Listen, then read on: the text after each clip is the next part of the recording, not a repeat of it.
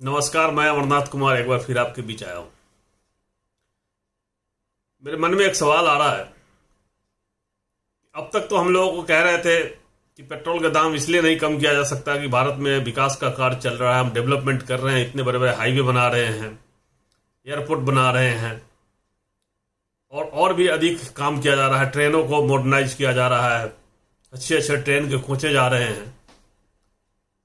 तो फिर ये सारे पैसे उसमें लगाने के बाद, हाईवे में लगाने के बाद, सड़क बनाने के बाद, एयरपोर्ट बनाने के बाद, ट्रेन बनाने के बाद, फिर उसको प्राइवेटाइज करने का क्या मतलब हुआ?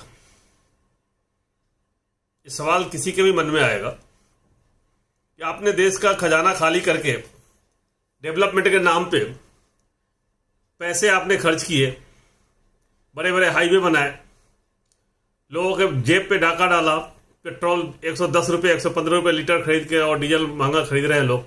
महंगाई बढ़ती जा रही है, लोगों ने अपना कुर्बानियां देते रहे हुए चलो कोई बात नहीं, विकास का कार्य हो रहा है। तो आपका विकास क्या यही था कि आपने पैसे सरकारी खजाने को खाली करके हाईवे बनाया, खूब डेवलपमेंट का काम कर रहे थे और फिर उसको बेचने की बात आ गई। एयरपोर्ट जितने भी बेचने की बात आप कर रहे हैं उन सब में पैसे लगे हैं। अगर आज से भी चेक किया जाए तो उसे पता चलेगा आपने कितना खर्च किया है। तो सरकारी खजाने से खर्च करके इनडायरेक्ट रूप से आप किसी को मदद कर रहे हैं। पहले आप सरकार का खजाना खाली कर रहे हैं, उसको बनाते हैं और फिर किसी और को दे रहे हैं इनडायरेक्ट रूप से। ऐसा कौन करता है भाई? कोई भी देशभक्त, जो राष्ट्रभक्त, वो ऐसा नहीं करेगा। देश में बड़े बड़े उद्योगपति हुए हैं, एक दो को छोड़ दें तो बाकियों ने अपने अकाउंट एनपीए कराया है या देश छोड़ के भागा है। आप खुद भी जानते हैं कि आपने कितना पैसा उद्योगपतियों का माफ किया है, कितने लाख करोड़ आपने माफ किया है। अगर उन पैसा को युवाओं को रोजगार देते और अपनी सरकारी कंपनियों को ही सुधारते, हालत की ठीक करते, तो अच्छा नहीं होता क्या? वो देश का विकास नहीं था? तो आप करना क्या चाहते हैं पता नहीं चल रहा है। देश की गद्दी पे ऐसे कौन बैठ सकता है? ऐसे तो एकाएक वैसे ही होता है, बहुत पुरानी फिल्मों में देखते थे जिसको अचानक खजाना मिल जाता था और घबरा जाता था कि क्या करना है। तो आप छोड़ दे क्या जा रहे हैं देश के भविष्य के लिए? आपको दुश्मनी निकालनी है लोगों से, किसी को सरकारी नौकरी नहीं देनी है, किसी की नौकरी खत्म करनी है, तो सीधे सीधे संविधान में संशोधन कर दीजिए, आरक्षण खत्म कर दीजिए। कंपनी बेचने की क्या जरूरत है? आरक्षण खत्म कर दीजिए खत्म। बोल दीजिए कि नहीं दे पाऊंगा तुम्हें। इन कंपनियों को प्राइवेट करके क्या हासिल होने वाला है? और आपके इस काम से आप जो कर रहे हो, जितनी हड़बड़ाहट में हो, उससे साफ पता चल रहा है कि आपको पता चल गया कि 2024 में आप जीतने वाले नहीं हैं। जनता सब समझ रही है। कुछ लोग हिंदुत्व के नाम पे जो आपने जो तमाशा खड़ा किया है, वो जनता को पता चल गया कि क्या चल रहा है देश में। आप 85% लोगों के साथ अन्याय कर रहे हो, ये जनता को भी पता है। ऐसा प्रतीत हो रहा है कि आप हजारों साल से जैसे तपस्या कर रहे थे कि गद्दी पे आए और जल्दी से जल्दी भारत को बर्बाद करें, और आपकी प्लानिंग लगता है हजारों साल से था।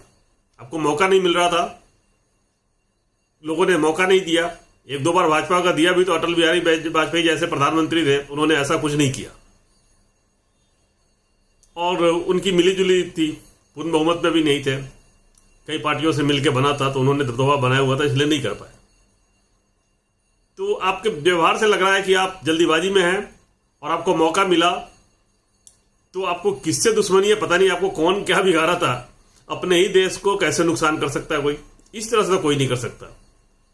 जनता में भी सब लोग जान रहे हैं कि क्या चल रहा है, कुछ को छोड़ के।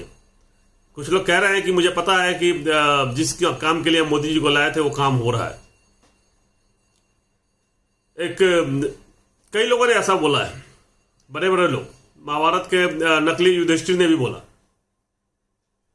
जो महाभारत में सीरियल में युधिष्ठिर बने थे, उसने भी बोला कि मोदी जी किस काम के लिए लाए हैं मुझे पता है और वो काम चल रहा है।